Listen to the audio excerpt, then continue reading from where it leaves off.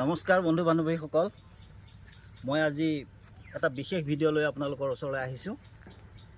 প্ৰথমতে মই মোৰ পৰিচয়টো দিছোঁ।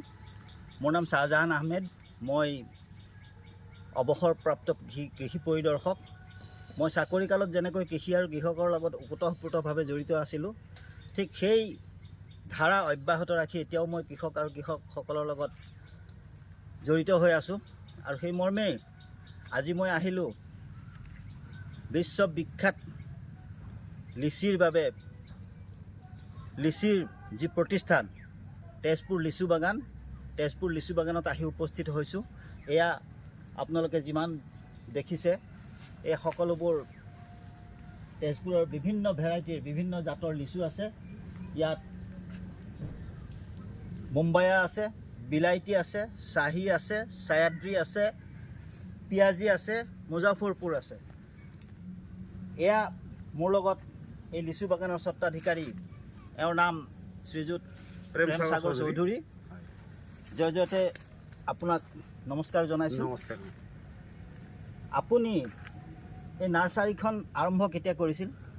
মই নাৰ্চাৰীখন মই পুলি বনাবলৈ মই দেউতাৰ দিনৰ পৰা আৰম্ভ, দেউতাটো 2016 চনৰ পৰা ঢুকাইছে আৰু মই দেউতাৰ 2009 চনৰ পৰা এইটো আৰম্ভ আমি কৰিছোঁ পুলি ব্যৱসায়টো।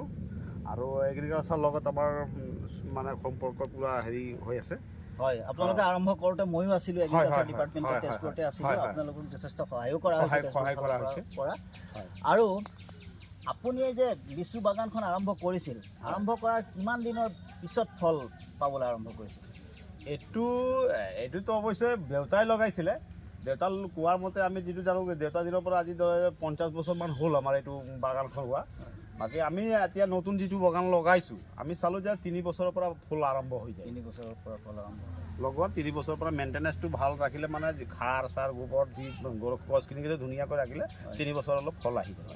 আচ্ছা, আপোনালোকৰ এই লিচু অকল অসমতে যি ইয়াৰ লিচু প্ৰডাকশ্যন হয়, যিটো ফলটো অকল অসমতে ইয়াৰ বিক্ৰী হয় নে অসমৰ বাহিৰলৈ বা ভাৰতবৰ্ষৰ বাহিৰলৈও আপোনালোকৰ ৰপ্তানি হয় নেকি? এইটো আমাৰ অসমতে নহয়, আমাৰ অল ভাৰততে আমি বিক্ৰী কৰিছোঁ। আৰু লণ্ডনলৈকো আমি এবাৰ পঠিয়াইছিলোঁ, আমি লেচুও পঠিয়াইছিলোঁ, পুলিও